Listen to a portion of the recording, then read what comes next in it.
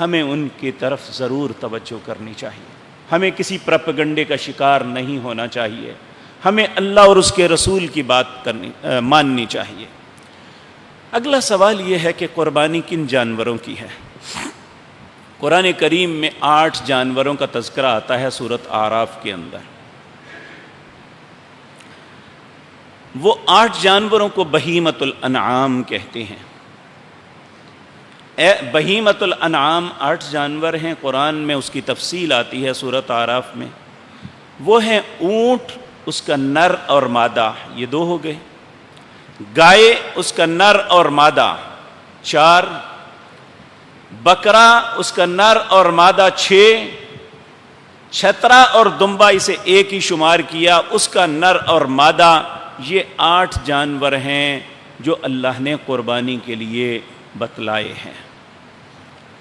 اب یہاں پہ اکثر لوگ سوال کرتے ہیں بھینس کی قربانی. بعض علماء گائے پہ محمول کر کے اس کے جواز کا فتویٰ دیتے ہیں اور اس پہ بڑے دلائل دیتے ہیں.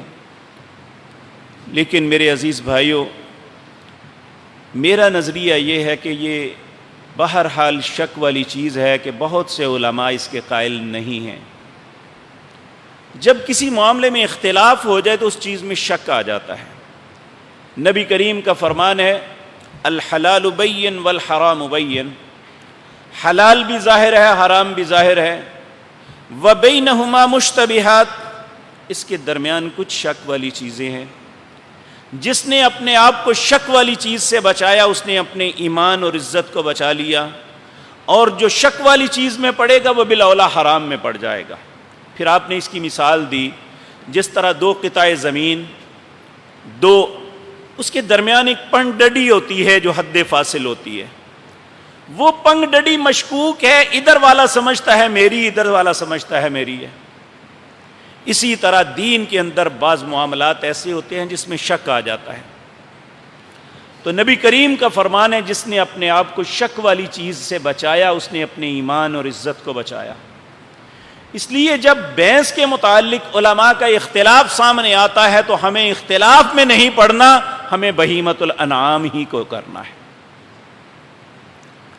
بہیمۃ الانعام میں اونٹ، گائے، بکرا اور دمبا، چھترا یہ آتے ہیں.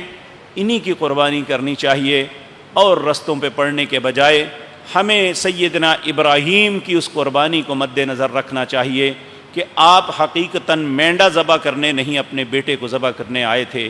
تو اللہ رب العزت نے ان کے لیے یہ سب کچھ کیا. یہ تفصیل کے ساتھ آپ کے سامنے عرض کروں گا. اللہ نے زندگی اور توفیق دی، تو اس لیے ہمیں قربانی کی اہمیت کو سمجھتے ہوئے اسے اسی طرح کرنا چاہیے. آخری گزارش یہ ہے میرے عزیز بھائیوں، اس میں کوئی شک نہیں کہ انسان اگر کوئی اچھی چیز لیتا ہے تو اس کا اپنا بھی دل خوش ہوتا ہے، وہ اسے سجا بنا کے باہر نکالتا ہے. لیکن میں التماس کروں گا اپنے عزیز بھائیوں سے